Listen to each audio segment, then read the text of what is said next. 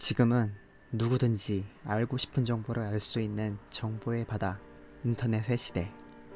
그런 반면 넘쳐나는 정보 속에 무엇이 진실이고 무엇이 거짓인지 알 수 없는 혼란 속에서 소문과 소문이 합쳐져서 만들어지는 도시 전설.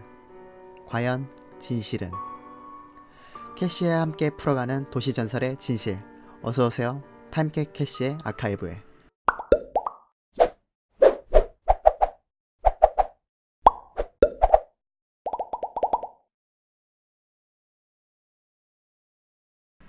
이 그림을 보신 적이 있으신가요? 한때 인터넷에서 유행하던 괴담, 세 번 보면 죽는 그림.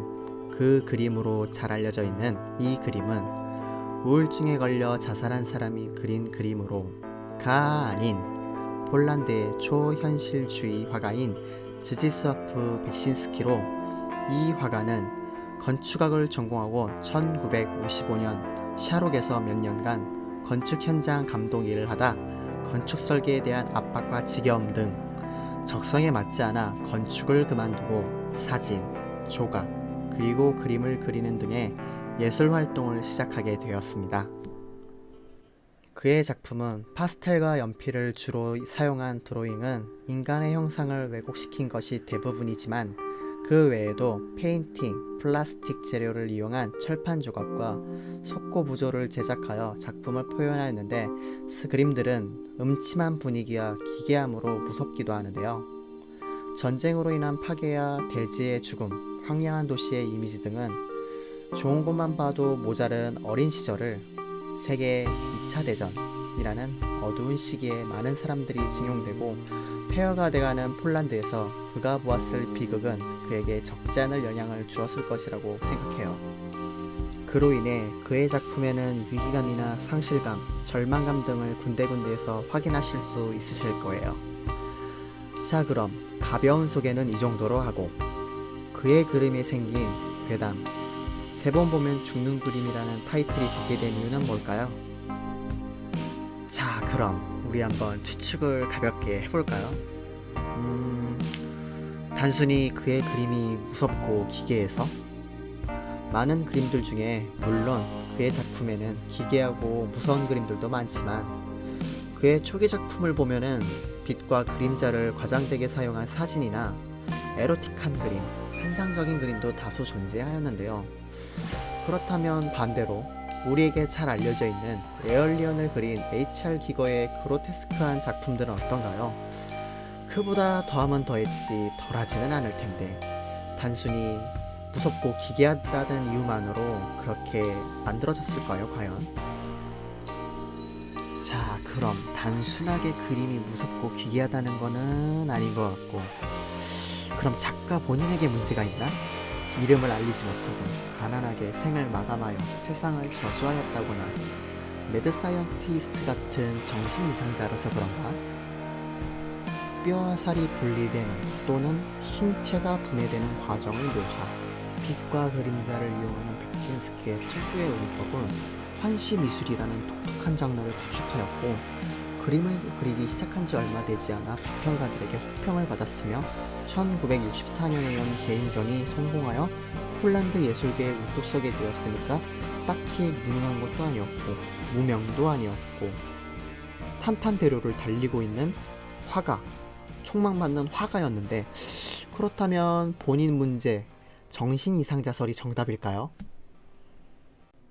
이 도시전설을 조사던 중 여러가지 사연을 가지고 있는 저주받은 그림들 중에서 사람의 피를 재료로 사용하였다는 소름돋는 이야기도 있지만, 쯔지스와프 백신스키는 딱히 그런 식으로 그림을 그리지는 않았어요.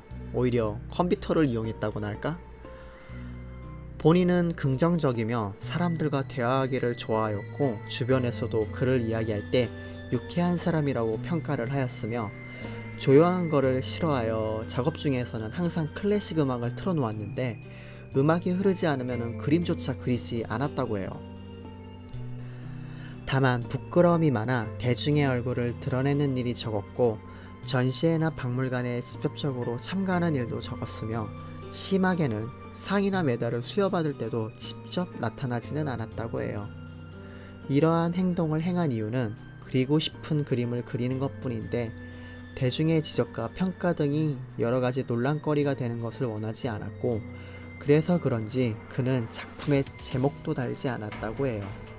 전시회에도 본인의 작품으로 인해 다른 화가의 작품에 방해가 될까봐 우려되어 이러한 행동을 행했다고 전해지고 있어요. 그럼 사람이 크게 어둡다거나 정신적인 문제가 있는 것도 아니고 윤리적으로 문제가 있던 사람도 아니었는데 왜 그의 작품에 괴담이 붙어 정체불명의 도시전설이 되었을까요? 아마도 그의 말년이 좋지 않았기 때문에 그런 괴담이 생겨나지 않았을까 추측이 되는데요. 그의 아내가 병으로 1998년에 사망하였고, 그 다음 해인 1999년도 크리스마스 이브에 그의 아들이 자살을 하였고, 아들의 시신을 처음 발견한 사람은 백신스키 본인이었다고 해요.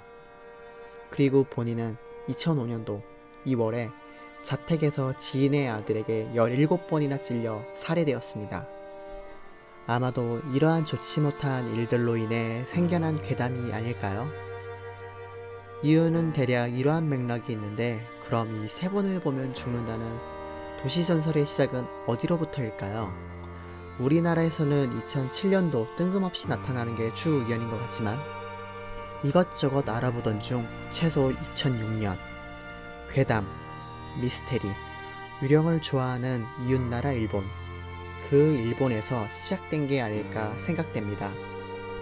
재미있는 건 그때는 아직 세 번을 보면 죽는 그림이 아니라 즈지스와프 백신스키의 그림 중 어떤 그림을 보면 죽는다더라, 몇 번 보면 죽는다더라는 식으로 다들 우스갯소리로 듣는 정도의 소문?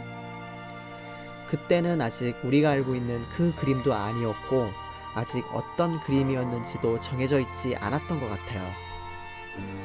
그러다 백신스키의 말년에 대한 내용이 알려지자 소문에 살이 붙기 시작해요. 사실은 돈을 빌려주기를 거부하여 살해당한 금전 트러블이 원인이었음에도 불구하고 본인을 살해한 지인의 아들은 그의 그림을 보고 미쳐서 그를 잔인하게 살해한 것이다 라는 소문과, 그가 죽기도 전인 1990년도에 어떤 일본인이 그의 그림을 59점을 구매, 그리고 현재도 행방불명인 상태에서 그가 구입한 그 그림들도 같이 행방을 알 수 없다더라 라는 소문이 마치 사실인 양 돌아다니기 시작하였습니다. 그리고 미치게 한 그림이, 행방불명된 사람이 마지막으로 본 그림이 바로 우리가 아는 그 그림이다라며 이러한 내용을 담아 그 그림과 함께 돌아다니기 시작하게 되었죠.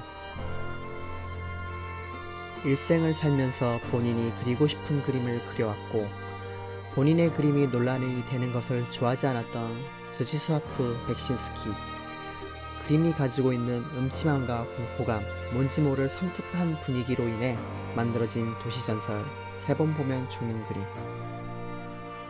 내 그림엔 제목이 없다. 그리고 내 그림은 이해하려고 들지 마라.